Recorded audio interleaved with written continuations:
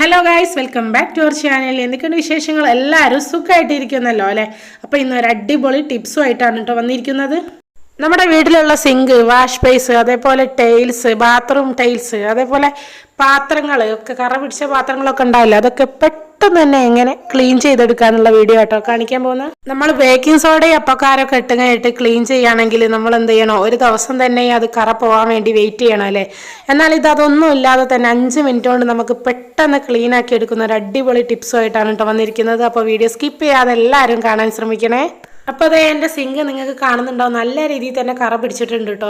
കാരണം അത് കുറച്ച് ദിവസമായി ഞാൻ നന്നായിട്ട് ക്ലീൻ ആക്കിയിട്ടില്ലായിരുന്നു. കാരണം ഇത് ഇങ്ങനെ കാണിച്ചാലല്ലേ നിങ്ങൾക്ക് പെട്ടെന്ന് മനസ്സിലാവുള്ളൂ എത്രത്തോളം ക്ലീൻ ആവുന്നുണ്ട് എന്നുള്ളത്. അതുകൊണ്ട് ഞാൻ ക്ലീൻ ചെയ്യാതെ വെച്ചതായിരുന്നു കേട്ടോ.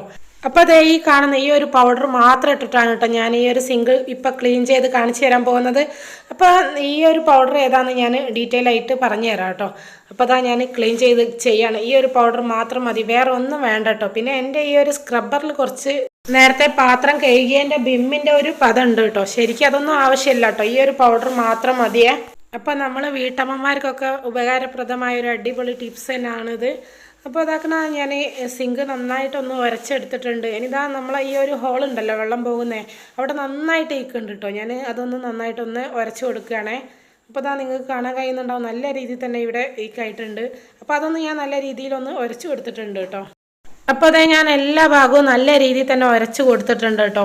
അപ്പോൾ ഈ ഒരു സമയം തന്നെ ഇതിൻ്റെ മാറ്റം നിങ്ങൾക്ക് കാണാൻ കഴിയുന്നതാണ്. ഇനി നമുക്ക് എന്ത് ചെയ്യുക, വെള്ളം ഒഴിച്ചൊന്ന് കഴുകുക. അപ്പോൾ എത്രത്തോളം അത് ക്ലീൻ ആയിട്ടുണ്ട് നിങ്ങൾക്ക് ഇതാ ലൈവായിട്ട് തന്നെ കാണാൻ കഴിയുന്നതാണ്.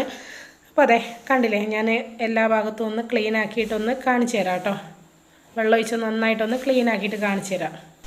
അപ്പോൾ അതായത് ഞാൻ നന്നായിട്ട് വെള്ളമൊഴിച്ച് കഴുകിയിട്ടുണ്ട്. എത്രത്തോളം ക്ലീൻ ആയെന്ന് നിങ്ങൾക്ക് കണ്ടാൽ തന്നെ അറിയാൻ കഴിയുന്നതാണ്. കണ്ടില്ലേ, അപ്പോൾ അടിപൊളിയായി കിട്ടിയിട്ടുണ്ട്. പുതിയ സിങ്ക് പോലെ തന്നെ ആയി വന്നിട്ടുണ്ട് കേട്ടോ. അപ്പോൾ അതേ ഒരുപാട് സമയം വെയിറ്റ് ചെയ്യാതെ നമുക്ക് പെട്ടെന്ന് തന്നെ അടിപൊളിയായിട്ട് തന്നെ നമുക്ക് കിട്ടിയിട്ടുണ്ട് കേട്ടോ ക്ലീൻ ചെയ്തിട്ട്. അപ്പോൾ അതിന് ഈ ഒരു അരിപ്പുണ്ടല്ലോ, ഇതും കൂടി ഒന്ന് ക്ലീൻ ചെയ്തെടുക്കുക കേട്ടോ. അപ്പോൾ ഇത് നന്നായിട്ട് തന്നെ കറ പിടിച്ചിട്ടുണ്ട്. നിങ്ങൾക്ക് കാണുമ്പോൾ തന്നെ മനസ്സിലാവും. ഇതിലേക്ക് ഞാൻ കുറച്ച് പൗഡർ ഇട്ട് കൊടുക്കുകയാണ്, എന്നിട്ട് നന്നായിട്ടൊന്ന് ഉരച്ചെടുക്കുകയാണ് കേട്ടോ.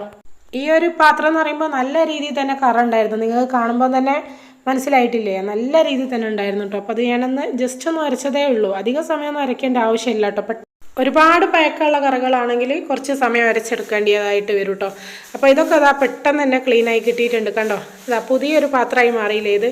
അപ്പോൾ അതാ ഇതും ഞാനിവിടെ ക്ലീനാക്കി എടുത്തിട്ടുണ്ട്. ഇനി അടുത്തതായിട്ട് ഞാൻ കാണിക്കാൻ പോകുന്നത്, നമ്മളെ വീട്ടിലൊക്കെ ഇതേപോലത്തെ പാത്രങ്ങൾ ഉണ്ടാവില്ലേ, നിങ്ങളെ വീട്ടിൽ എന്താ ഇതിന് പറയാമെന്നറിയില്ല കേട്ടോ. ഞങ്ങൾ ഇതിന് ഡവറ എന്നൊക്കെ പറയുമോ, ചെരുവെന്നൊക്കെ ചിലവർ പറയുന്നത് കേൾക്കാം. അപ്പോൾ ഇതിൽ കണ്ടോ നന്നായിട്ട് ചായ കാച്ചുന്നതുകൊണ്ടാണ് നന്നായിട്ട് കറ പിടിച്ചിട്ടുണ്ട് കേട്ടോ.